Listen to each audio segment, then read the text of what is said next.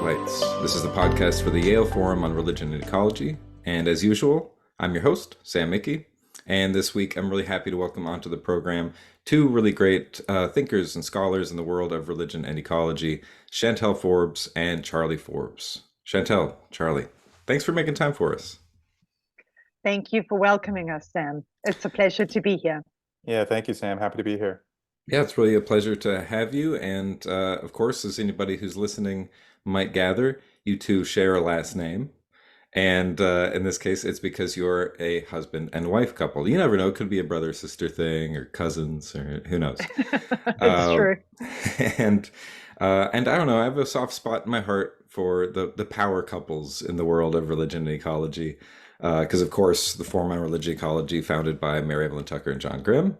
And they're a married couple. And then one of the people I think who has been the most frequent guest on the program, Kimberly Carrefour, my wife, which I think, there's a few episodes where we just didn't mention it. And we're doing episodes where like I'm in one room, she's in a room, and we're just like, oh no, who knows? We're just two people chatting. But nice to have that connection. So for folks who might not be aware of you and your work, I'll give a little bit of an intro. Chantal, you are a transdisciplinary scholar, storyteller, and educator at the intersection of ecology, spirituality, and culture.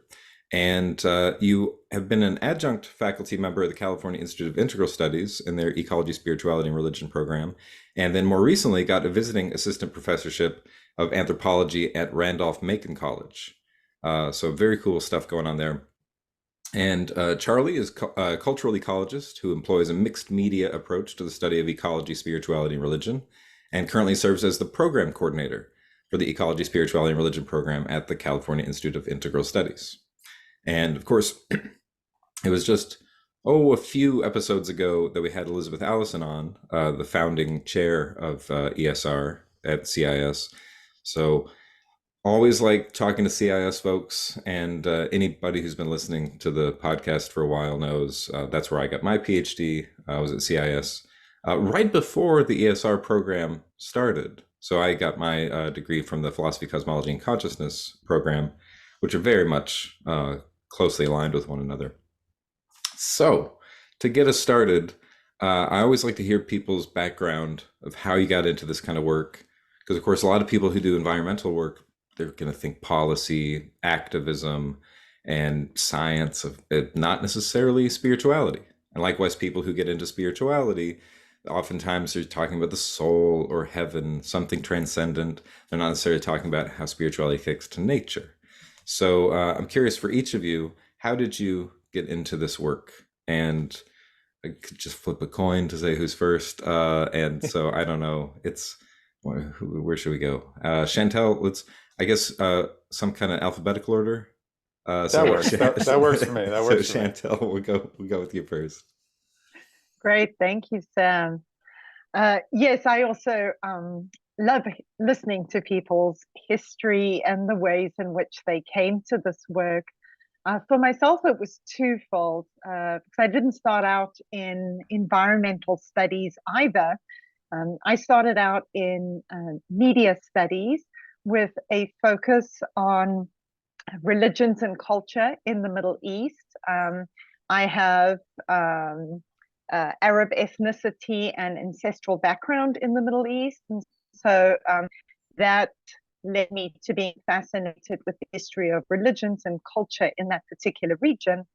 And through the work I was doing in social documentaries, I came increasingly into contact with environmental media, and eventually began working as a communication specialist in the agricultural sector. So I did that between my MA and my PhD. And I worked both in large corporate agricultural environments as well as in very rural agrarian environments, where I came into contact with many different indigenous peoples and was really struck by the ways in which agrarian societies rely very heavily on their spiritual and religious traditions in order to guide their agricultural practices. And I began to realize that this was true also for day-to-day farmers that we would consider to be very modern and westernized. And I started to question more and more this intersection between environmental action and either spiritual beliefs or formal religion. So after a number of years of doing this work, I decided that it would be helpful for me to go and explore this intersection more deeply. And that's when I returned to do my PhD at CIS in this program, Ecology, Spirituality, and Religion, where I met Charlie in my first class on Hinduism and ecology. And yeah, that really set me off on my journey, and I haven't looked back since.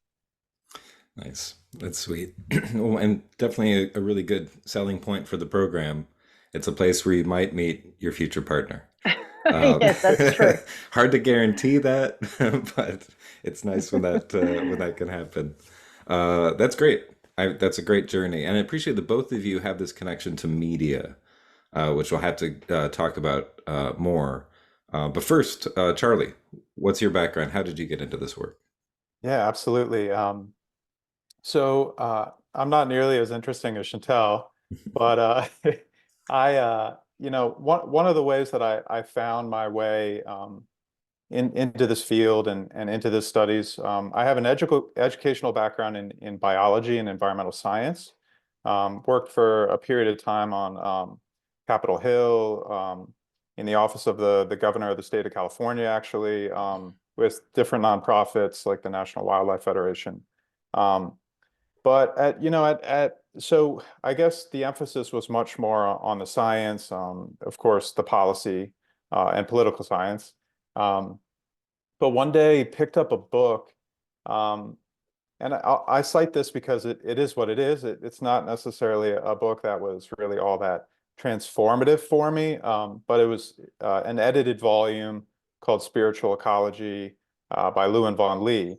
And in it, there were contributors like, and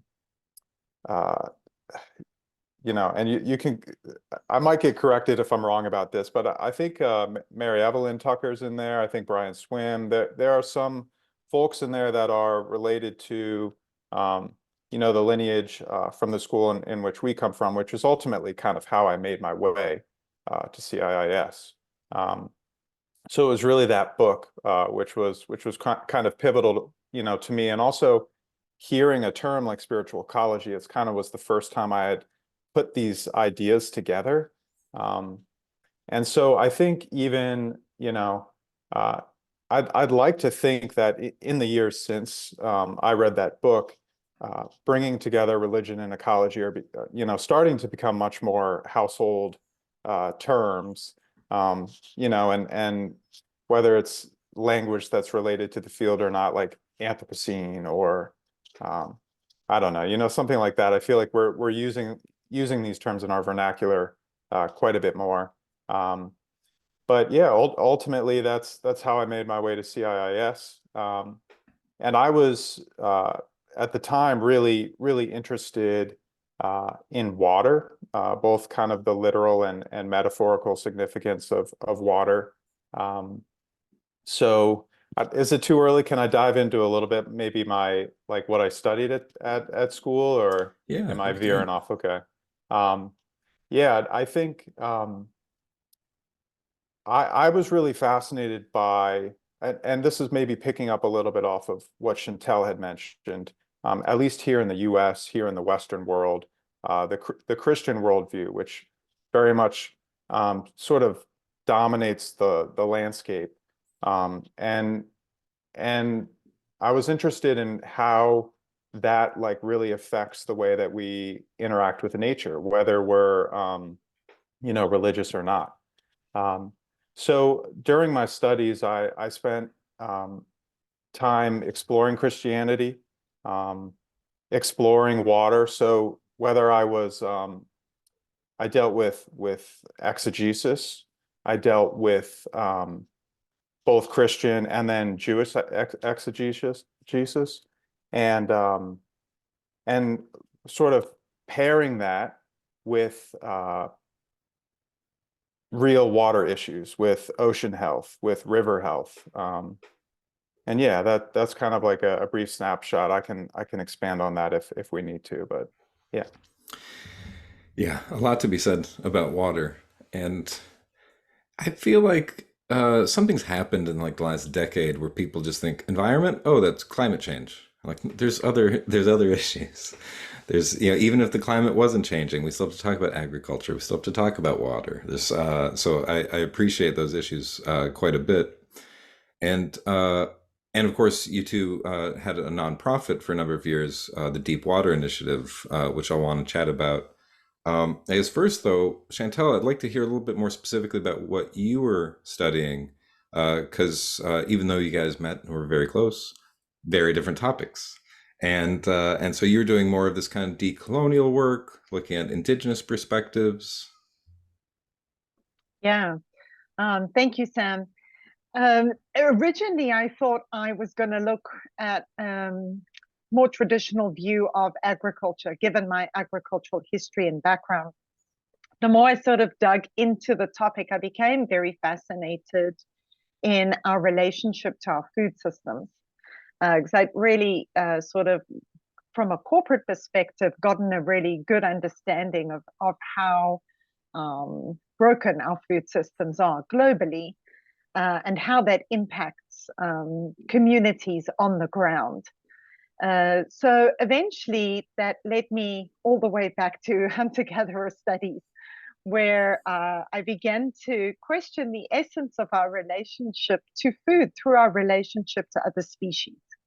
And so this is how I originally became deeply interested in the idea of ontological ambiguity, looking at the distinctions that we impose on both our identities and the identities of other species, which influence not only the ways in which we consume them, but the ways in which we treat them as other. And of course, one can extend that conversation not only to species, but to trees and to rivers and to mountains and to all other forms of persons in nature. So I specifically, my research at the moment focuses on the communities where I grew up in Southern Africa. So I look at the cosmologies and mythologies of the San Bushmen in Southern Africa, in South Africa, Botswana, and Namibia.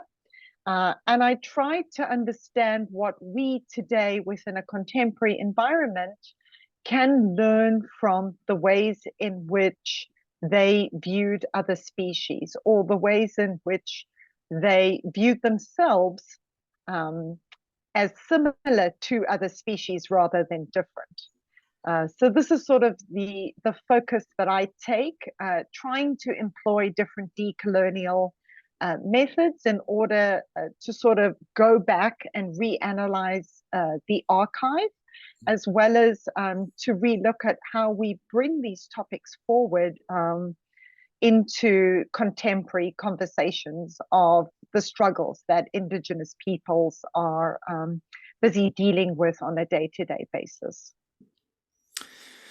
Yeah, that's great. I'm always interested in thinking about hunter-gatherer lifestyles because, I mean, so much of society is so dependent upon agrarian systems. And then thinking, well, you know, there was a thing we did for tens of thousands of years before agriculture became the norm. And just amazing to think of like, what was that like for the vast majority of human evolution? This is who we were. So yeah, I think that just opens up a really big perspective. I think people assume the last 10,000 years are pretty much like, that's who we are. Like, well, we're a couple 100,000, maybe 300,000 years old as a species. And so I really like opening it up like that. So I wonder if one of you could talk a little bit about how you came to developing the nonprofit that you're running, Deep Water Initiative. Sure. So maybe I'll jump in here, Chantal, and you can pick up maybe to speak about events, and but I'll speak to maybe the history, the background, and also maybe the sort of the idea behind it, which can be illustrative of just this field of religion and ecology, and maybe the way in which we can think. So it's really comes out of this notion of tehom as found in Genesis, like the idea of the deep, the waters of the deep. And really the idea here is that it's playing a little bit with the term like deep water. Like whenever I've heard it, I think about offshore drilling or something like, of that nature. So it's deliberately kind of playing with the phrase and maybe working to alter and change it a little bit. But back to this biblical notion of tehom, water as an element is incredibly powerful. It can heal, but it can also conceal. So the idea is that we're really trying to bring forth narratives and stories and ways of seeing and thinking about the world that really kind of need to be brought into the light, that need to be brought out into greater awareness, and deliberately kind of switching this switching the terminology and the term of phrase. So that's a little bit of an idea behind the name. It is quite metaphorical, but we worked with different forms of media, and what I mean by that is, Chantal has a background. I don't necessarily have the same background in media, except to say that media is really powerful. We worked quite a bit with film, with different communities to engage and educate and have different types of discussions. And we used film sort of as a way to hold space for certain types of dialogue and environmental issues, like literal ones around water. But we also did a number of other things. For example, when I had graduated from my master's degree at CIIS, I took a year and really kind of wanted to expand upon my studies. Again, I'm not a scholar like you all. I'm not a PhD, but wanted to really kind of continue the learning and the growth. At the time too, I was thinking about starting on a PhD, but took a year and wrote and curated a podcast called Torah for the Earth, where essentially I went through the life cycle of the reading of the Torah, which is the first 5 books of the Bible. And at least in the Jewish tradition, there's a way of sort of separating out each of the readings of the Torah into portions that basically get read every week. So I took a portion, a parashah, and took an ecological hermeneutic and found a message and created a podcast. So that was one example of a side project that we did. But Chantal, I don't know, do you want to pick up here and maybe speak about like some of our events and where it went from there? Yeah, so for us, part of running this nonprofit was first and foremost to create awareness about this field through a medium that is more approachable to the average day person or to community members, people at churches or people that are part of the public or people that are not necessarily part of the academy. So this was why we worked a lot with film screenings, and the film screenings were selected from a number of different traditions. And we found that they really did increase, a fair amount of dialogue amongst people who'd never really thought of bringing these two words, religion and ecology, into conversation with one another. We ran a series of different podcasts, which Charlie spoke about. And then we also ran a series of academic panels. This was particularly helpful during the 3 years of COVID, where it was very difficult and challenging to gather. And so panels ranged in size and topic. So, for example, one of our panels was on the subject of Genesis 1, where we brought together a variety of different kinds of Christian and Jewish and secular scholars to sort of interpret Genesis 1 from their own perspectives. We also hosted methodological panels. I hosted some panels on Indigenous research methodologies with a wonderful array of Indigenous feminist scholars from both Canada and the United States on Turtle Island. So the themes varied depending on what we felt was, important to look at or explore at the time. So we did that for about 6 years, and we've sort of decided to take a break from that work at the moment. Maybe just to focus on our own research and to focus on building our own individual activities, but we definitely might pick up this work again in the future, because we did see that people responded to it very well, and that people actually do want to engage in dialogue. They just don't necessarily have the platforms and the tools with which to do so. Yeah, I think that's exactly right. I think people are very hungry for this kind of dialogue, but don't necessarily have a way into it. And so important to provide that kind of platform. And I really appreciate how both of you really think in terms of cross-cultural or interreligious dialogue. And that's really lacking. I mean, in academia in general, if you want to do something with religious studies, you want to really hyper specialize. And even Christianity, they're like, no, it's one specific thing, like, okay, medieval Christianity in the Eastern Orthodox Church or something, and it just gets so specific, and which is great in its own way. But it really misses the big picture. I mean, there's over 8 billion people on the planet. A lot of different cultures, a lot of different religious traditions are represented. So I wonder if either or both of you could kind of speak to that. What's it like navigating interreligious spaces and cross-cultural dialogue? Right. Charlie, do you have anything to say on this topic? Why don't you start us off? Okay.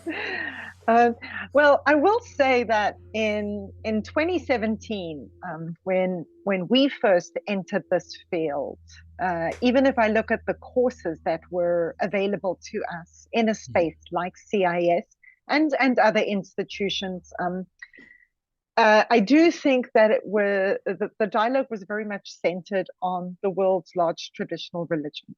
So a very big emphasis on Christianity and ecology, a much smaller emphasis on Judaism and Islam, which I feel like, comes and goes. And I think that there's a lot of work still to be done there to create a much more consistent dialogue with these two traditions. And then a very big focus on some of the large Eastern traditions, particularly Buddhism and Hinduism.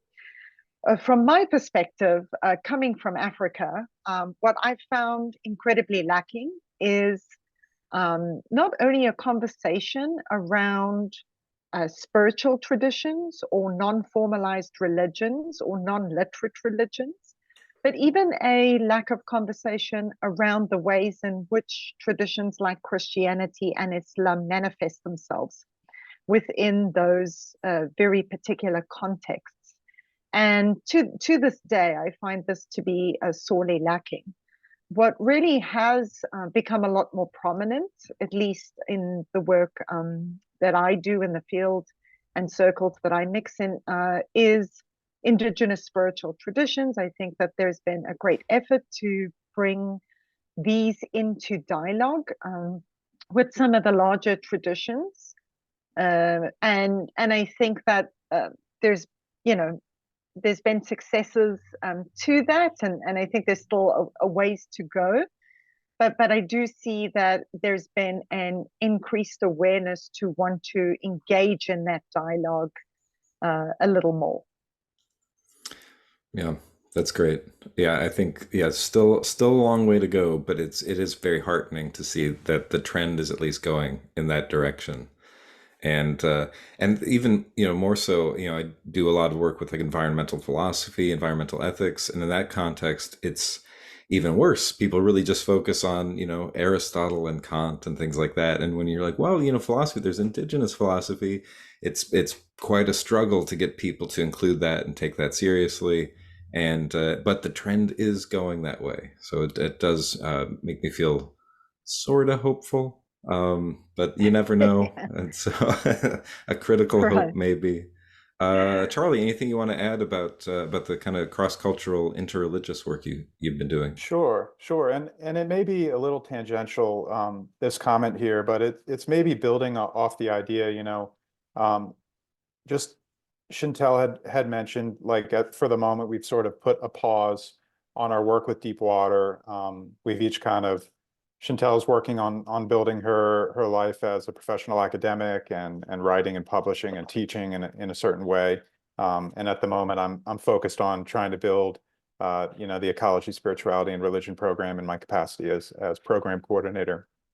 Um, but this may seem really self-evident, but I'm just going to say it. Maybe if there's people out there that are listening that are wanting to get engaged in work in this field and maybe working in starting your own nonprofit and going that way. But so we were based in the Bay for quite some time, and this is when we were building and starting deep water, and a big part of that work is about living and being in community and building relationships. Um, and so we were in California, and then for a period of time, we actually moved to Utah. We were in Park City, and really spent a number of years living in community, being there. And this was, before COVID, when things changed and we really tried to adapt. But I just want to recognize, so we've now actually moved to the Southeast. We're based in Virginia. And sort of through COVID and that move, it became very difficult ultimately to kind of transition and do the same kind of work that we were doing on the West Coast. So it's just more a point about recognizing like how important it is to be embedded in place, to be in community, to work with people and to stay. I mean, it takes like a lot of time to build the networks and to build the type of foundation that maybe feeds into a little bit of just the comment around interdenominational or even interfaith work on the West Coast. The nature of it is very different than it is on the East Coast. You sort of seem to see more standard boxes, so to speak, where people kind of stay in their lanes. Even within Christianity, it's like you stay in your denomination. People are much more traditional. Navigating these dynamics and doing this kind of work, this transdisciplinary work, really presents different challenges, and you have to approach the conversation and the work in a very different way than you do on the West Coast. Again, seems really obvious. We all know that culturally they're different places. That's maybe kind of a bit more of the practical side of things. But I do think we're seeing different voices, also coming through in the scholarship of ecology, spirituality, and religion, where people from more traditional, orthodox types of foundations are finding voices in this field in a way that has really been evolving and changing in a positive way. No, I think that's a helpful point. Yeah, it might seem obvious, maybe in the abstract at least, but it really does warrant being mentioned because the coast to coast difference is profound. And I mean, especially not even just California, but the Bay Area is Yeah. such a unique place culturally. I mean, I grew up in Texas and then moved out to the San Francisco Bay for doctoral work and CIS, and was just kind of shocked, like, oh, this is a very different way to talk about religion. And certainly in Texas, people very much stay in their lanes. Even, the difference between being like Catholic and Baptist, they're like, these are totally different traditions. Yeah. And you're like, no, we're all Christian. They're like, are you? And so, yeah, and it really does matter where you're at when you're engaging interreligious kind of perspectives. And I would imagine Virginia has all kinds of possibilities and potentials there that aren't in the Bay, and then conversely, the Bay has a lot of potentials that aren't really going to be in Virginia. Uh, so I haven't spent much time really in the Southeast, so I don't know firsthand. But imagine it's going to be you're going to have a little more conservative perspectives generally, and which in a way, when you've been in San Francisco long enough, is refreshing, regardless of your own personal proclivities. She's like, oh, nice. It's just nice change of pace there. Right. And Sam, I just wanted to add that we're not very far from the University of Virginia, and the chair of the Religious Studies Department at UVA is Professor Willis Jenkins, who used to work with Mary Evelyn and John Grimm. And so he too is a religion and ecology scholar, and we've both spoken to him um, multiple times, and he's kind of expressed that in this world, or in this part of the world, religion and ecology is something that is best approached understated rather than overstated, which is quite starkly different to the way we would approach things in the Bay Area, or even the way that John Grimm and Mary Evelyn would approach things. And so the way that UVA have approached this is to bring a sense of cultural awareness, not necessarily the word spirituality or religion, to the study of environmental issues or the social aspects of environmental issues. So they've run a number of labs, cultural labs around water and around watersheds in the area. And this is the way that they believe they can best start to acculturate the population to really thinking more deeply about how environmental engagement is linked to our worldviews and linked to our specific belief systems. Yeah, that's a really good point. And I need to have Willis on the podcast at some point. And I've talked to him a few times and worked together a little bit. There's a book up here, Living Earth Community, that I edited with Mary Evelyn John, and Willis has a lovely chapter in there. And it seems like he's found a really nice home there at University of Virginia, and is such a good strategic thinker for this. And knowing he was teaching at Yale for a little bit, and it's like it's not easy to talk about. You kind of make everybody mad when you talk about religion and ecology. The religion people are like, well, that's not how we would do it, and the ecology people, and so being very strategic about the way you frame these issues is crucial, because at the end of the day, you want to start a dialogue, and you don't want to shut it down before it's even started by using terms that are kind of going to activate certain things for people and maybe trigger some people. So yeah, it's nice. Well, between all of you out there in Virginia, it seems like you're in a good space to really change the culture. Yes, definitely over time. Yeah. And what I do think is happening in this part of the world, because there's a large emphasis on environmental studies, is that a lot more questions are being raised with regards to the social aspects of environmental studies.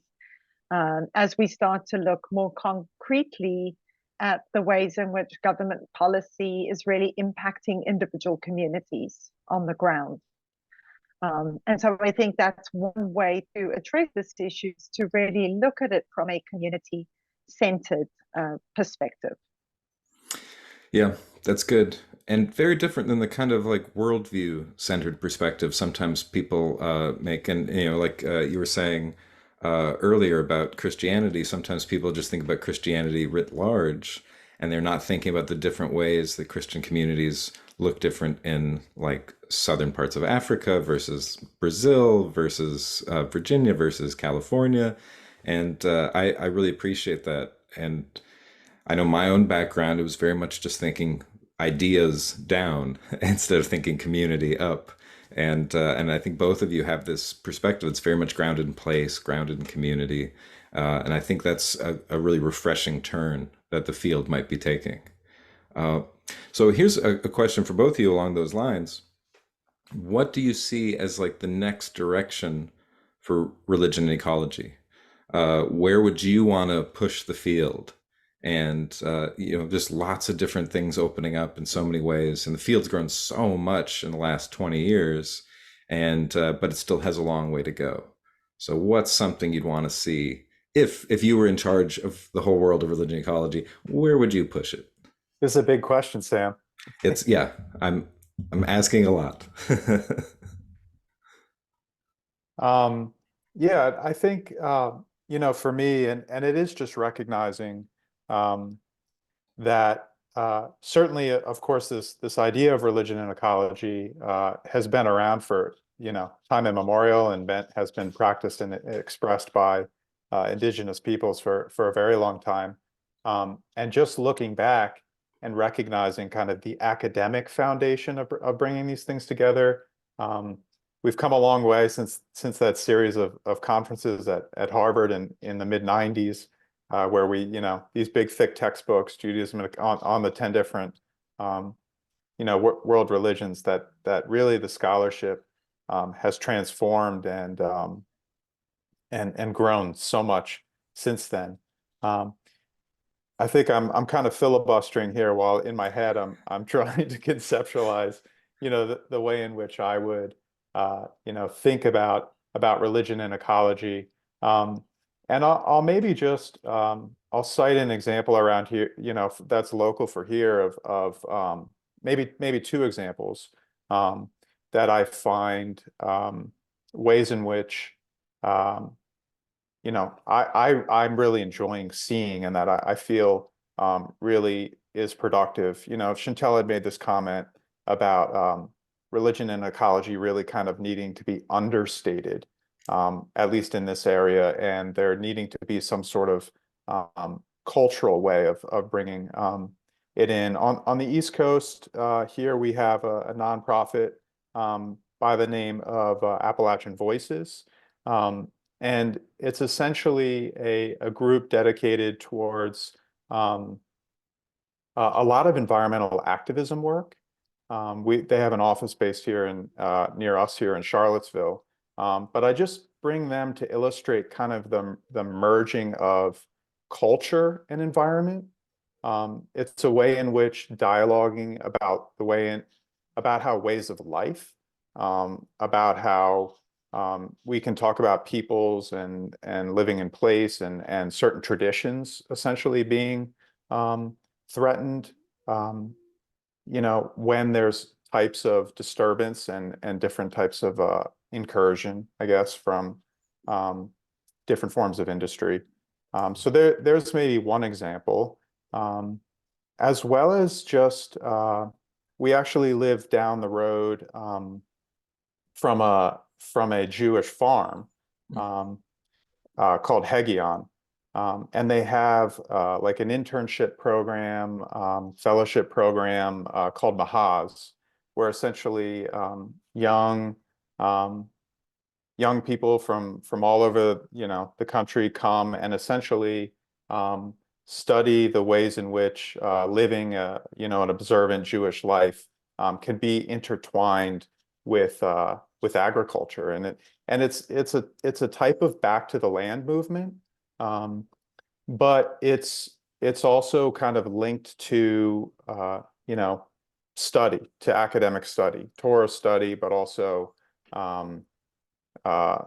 this is my way of kind of weaving in like where the academia would come in. So like pairing these things.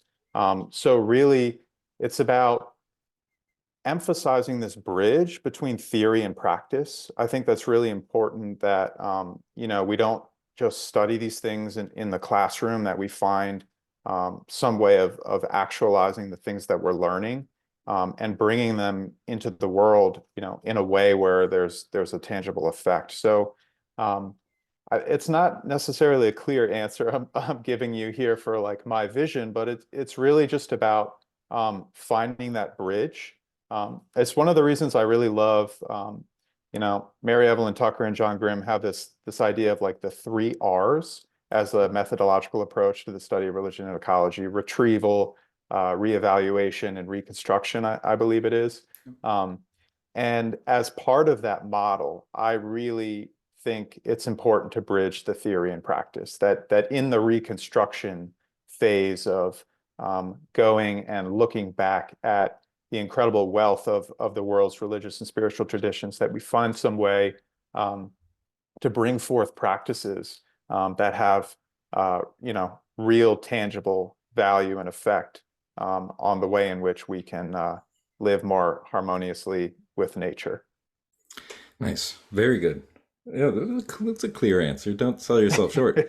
And it reminds me, when I was talking to Elizabeth Allison about a month ago, and I kind of asked her a similar thing, more specifically about where she'd like to see her program, like in 10 years. And part of it was like, oh, it'd be nice to have some land where we could basically have workshops for reskilling, so people learn how to pickle things and how to make baskets and how to grow food and just all the basic kind of ancestral skills that have largely been lost by people living in urban populations. And so I really appreciate that. At the end of the day, if this is going to be more than just an academic field, we need to connect to practice and communities of practice. So yeah, that's very good. Chantal, what do you think? Right. So off the back of that, a little bit more back towards the academic side of things, I do see a trend within religious studies where there's, and this is partly because of the way in which I work both in the fields of religious studies and the field of anthropology, is I do see more ethnography being used in religious studies as we look more at applied theology, and we look more at the study of religion in public spaces.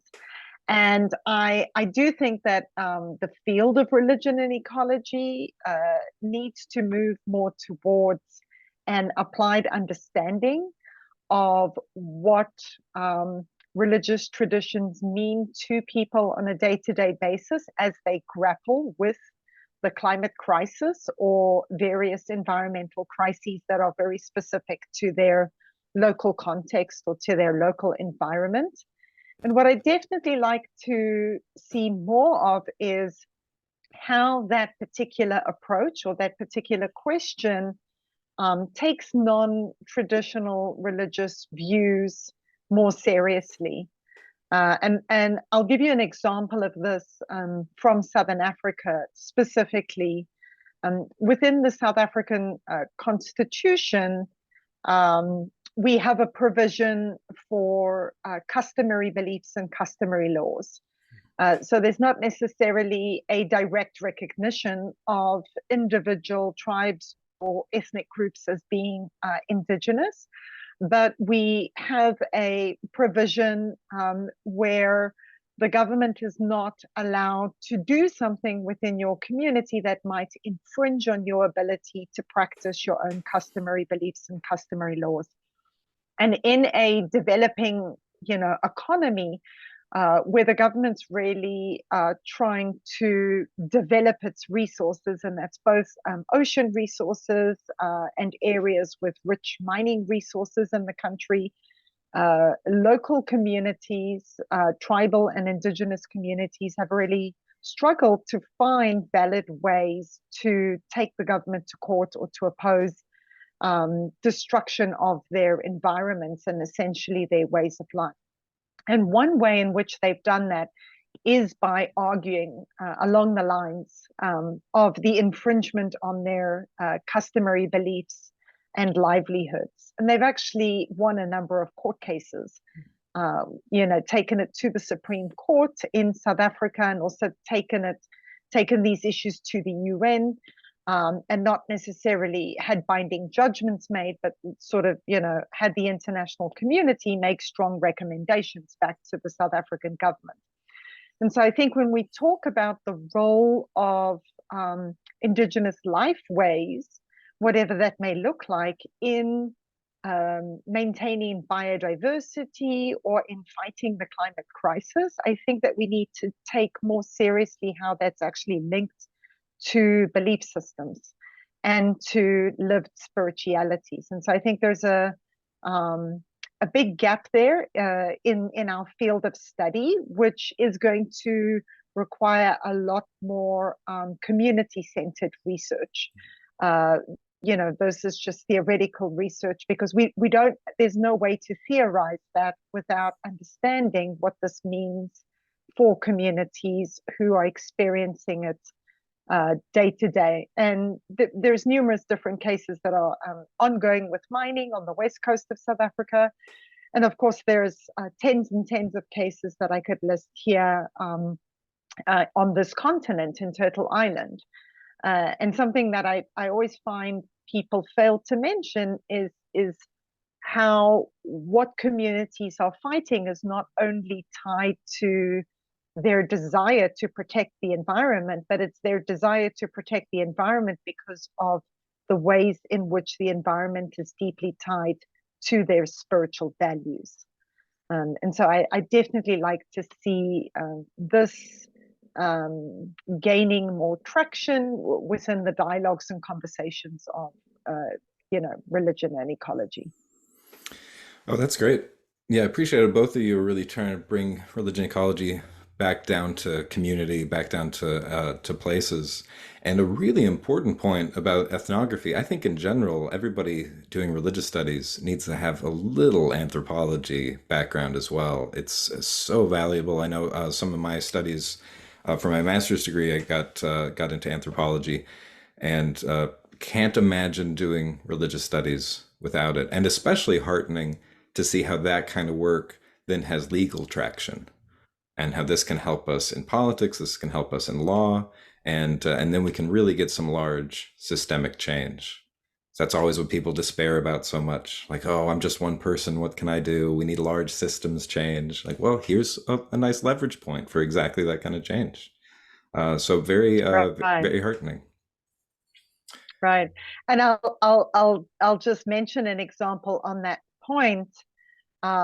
We have a tribal group based in North Carolina that has just put forward a bill to protect a river running from North Carolina into Virginia based on the rights of nature. And they're arguing it on spiritual grounds. So they're tying various international and federal laws together in order to put this bill forward within the states of North Carolina and Virginia. And it'll still be some time before we know if that bill goes through. It's been successful to date in passing its first rounds, but this is an example, I think, a very practical example of how these things would play out. No, that's great. Yeah, it seems like the rights of nature movement is really picking up speed. And it seems like every time that one of those laws goes through or a case is successful, that's just building momentum for more in the future. So nice to see. I know when I first started studying religion ecology, I was really just interested in kind of the ideas and scriptures and traditions, and law and policy was always very frightening to me. And gradually over time, like, oh no, this is actually really exciting. And when you're oriented toward that kind of work, the kind of change that's possible is really quite amazing. Yeah. Well, geez, I don't want to keep you too much longer, but I could. And so I'm already planning on having you back sometime in the future, because this has just been a treat. But for now, I'd like to hear what's coming up for you. And because it's right now early in 2024, what do you see just for the immediate future? Or if you have like a 30-year plan or something, that's okay too. But very curious, what's coming up for you this year? I guess we'll start with you, Charlie. Sure. So maybe I'll speak on two different avenues here, both maybe personal and professional. I'd love to just talk a little bit about the Ecology, Spirituality, and Religion program, which has just been growing and developing. every day. We've got an incredible community of scholars, of people that are engaged in such important work. I think it's more to the point that we were talking about, like in this transdisciplinary field, there's so many opportunities for scholarship because it's not.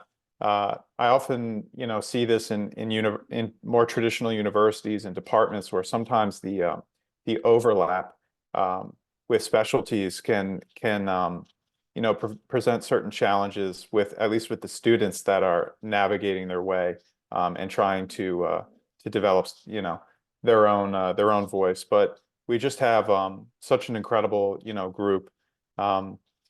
And every semester too, I mean, we have events coming up.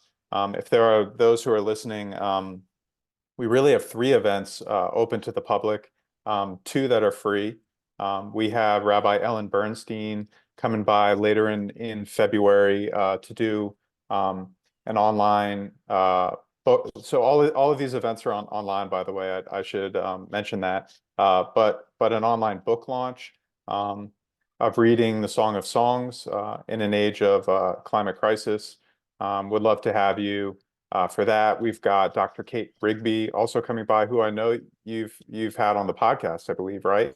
To discuss her work, Meditations on Creation in an Age of Extinction, who's going to also come and speak as well. And then in April, we have our Religion and Ecology Summit, our 6th annual Religion and Ecology Summit, between April 8th and April 11th.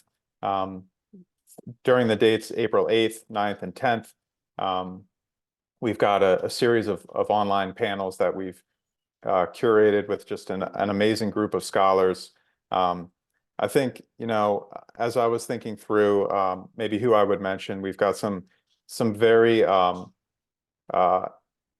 some folks that really do fall in the religion and ecology type of model. Dr. Whitney Ballman, for example, Dr. Julia Watts-Belser, but we've got just some an amazing group of scholars. I would encourage anyone who's listening. I hope it's okay. I'm giving this little plug, but to please come and join. These events are open to the public, and we'd love to have you all come and participate.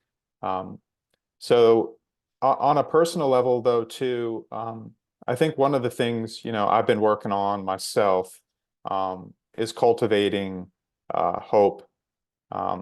It's more to this point about to not be discouraged about feeling that there has to be this like top-down approach, like to systems change. Really feeling that like action can happen like on a very small level, down to like what you even think, and very small choices like throughout the day. As far as like not just on an environmental level, I am talking about like a religion and ecology level. We're really living and breathing this idea that what we do, the choices we make have moral effect, I'm trying to come up with the words here, but cultivating that like within myself. And it's been kind of a wild ride. At least it's felt like the past 3-4 years or so, where there's been a lot of intensity around world events. There's been a lot of rhetoric that's in the mainstream narrative that's been sometimes very difficult to deal with and manage and digest, and really just focusing on doing my work.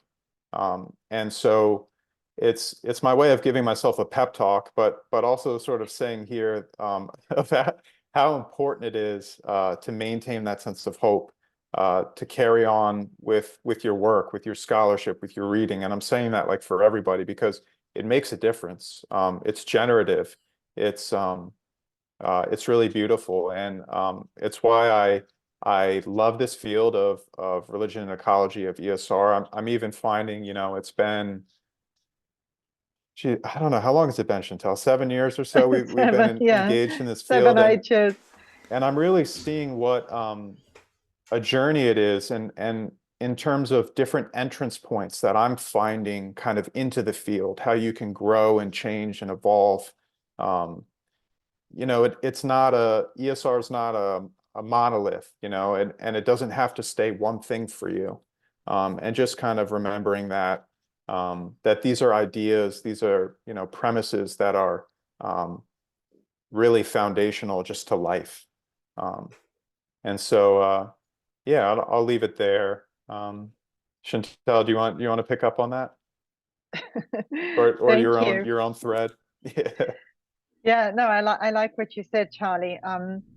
Sam, from my perspective, as you said, I'm starting 18 months as visiting assistant professor at a college here in Virginia.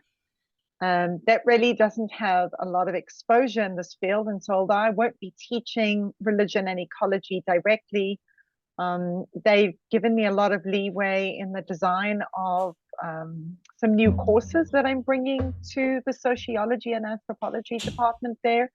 So I'm bringing ecology and religion in through more traditional classes like anthropology of religion, and through I'll be teaching a class on ecological anthropology, and also a class on Indigenous peoples and the environment. And so I'm trying to weave these themes into those classes. And to be quite honest, I don't actually have to weave them in. For me, they're inherently there. You just need to find the right ways to elevate them out and to demonstrate them to and for the students.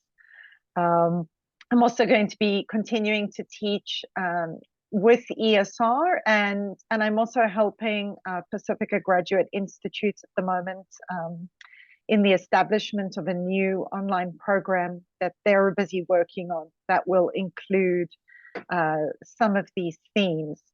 And so I'm really taking some of what Charlie said and focusing that on a community level, which is the classroom. And so I really think that at this point in time, particularly as we move more online, and even though for young students where I do still have physical contact with students on campus, that students are greatly overwhelmed by what's going on out there in the world, and increasingly need guidance and tools to ground themselves. And I think religion and ecology can actually be one of those tools to help students to ground themselves, in a really wild and crazy ride that I don't think is going to necessarily get any calm. So how do we, create calm in the middle of the storm? And how do we use our small community spaces in order to navigate that? So I think the classroom is one of those spaces.